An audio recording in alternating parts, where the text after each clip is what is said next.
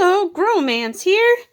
I am going to do a plant tutorial video, today, which will be actually mainly just showing off my plants. Right now is the time to start cold crops. I'm doing a little bit of cold crops, but I'm not doing really broccoli or, cauliflower, because I always struggle with it. It gets very lengthy and it just falls down and ends up not it just looks terrible and I can't keep it alive for the life of me. But I will show you at least some of my crops I am actually successful with growing. If this camera lets me switch, which it won't. It's being a pain. Anyway, this is my hybrid spinach. It's a space saver. So it won't get way too big and outrageous. I'm growing spaghetti squash. I'm growing the hybrid, actually, Sugaretti, which will have a really cool green stripe on it. The reason I'm growing this guy is because for the past 2 years I have had issues with powdery mildew. And these guys are actually a variety that is resistant to powdery mildew. If you look here, this guy here is my watercress. The only downside to watercress is it needs to be constantly watered, and other than that, if you keep it watered, you get so much greens from it, and it's so good. It has like a nice peppery flavor, and it has a lot of nutrients in it. It's in the nasturtium family. So that's that guy. I have 4 pansies, which is, you could eat the flowers off them. They're edible. But mainly I grow them to attract the bees, because you can't have a good garden without having your buzzing buddies growing, like buzzing around and pollinating your flowers. So that's what I have growing for flowers so far. I am going to grow more. This is lemon balm. I'm growing lemon balm because it is a good herb for remedies for colds and illnesses, and you can just dry the leaves out and store them in glass containers, and use it, put them in tea bombs or tea balls as you need them. This guy here next to him is the stevia. The only I love this stevia. The only downside is it has a really poor germination rate.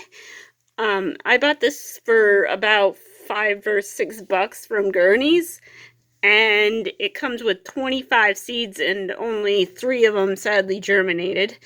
And then next to here is my hot chili peppers.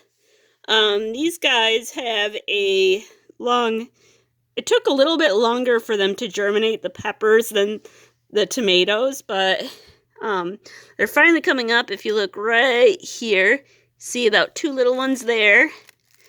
There's 1 little guy here, and then over here is his neighbor, the sweet pepper. Growing. I only got 1 of these guys coming up, but I feel like in a day or 2 more of them will come up.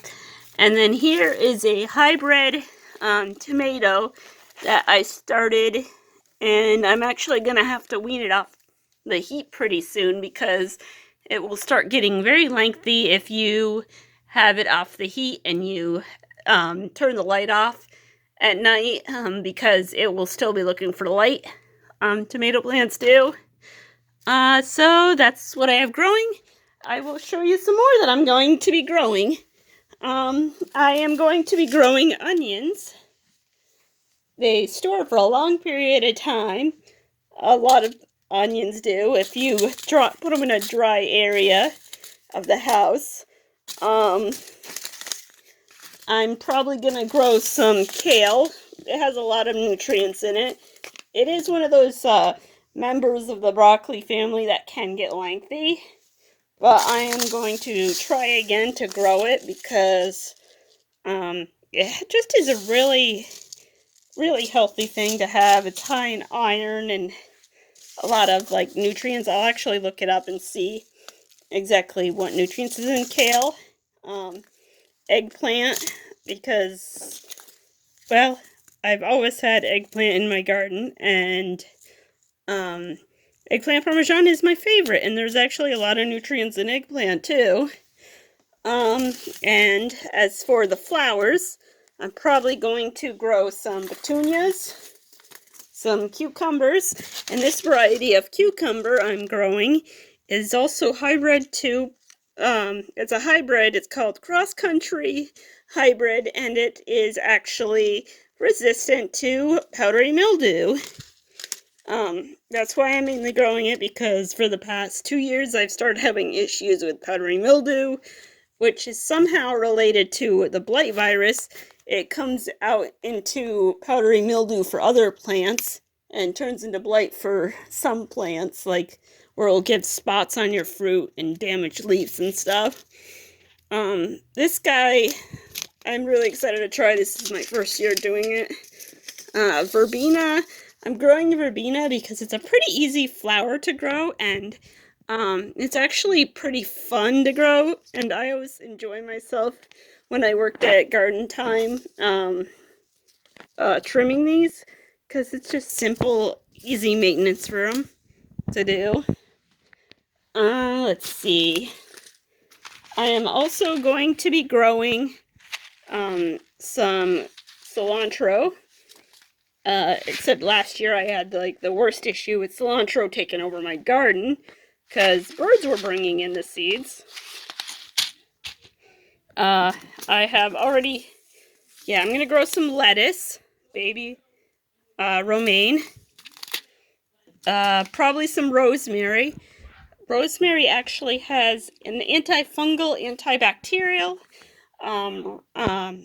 like properties to it. Sage. This is good for cooking if you're ever into cooking, for doing fish and stuff. But I always love having a bunch of herbs in my herb garden, and I got to restock my herb garden up a little bit more. Catnip. This is always a good thing. There's good uses for catnip. Oh, and Mom just came in. Hi, Mom. I'm doing my bromance videos. No, I'm in your video. Yes. You can shut it off and start again. No, it's fine. Okay, this is chamomile tea. This has actually got a lot of good calming remedies to it. It's a very calming plant. Mom's trying to make her guest appearance in my videos, it seems. This is basil. I love this plant.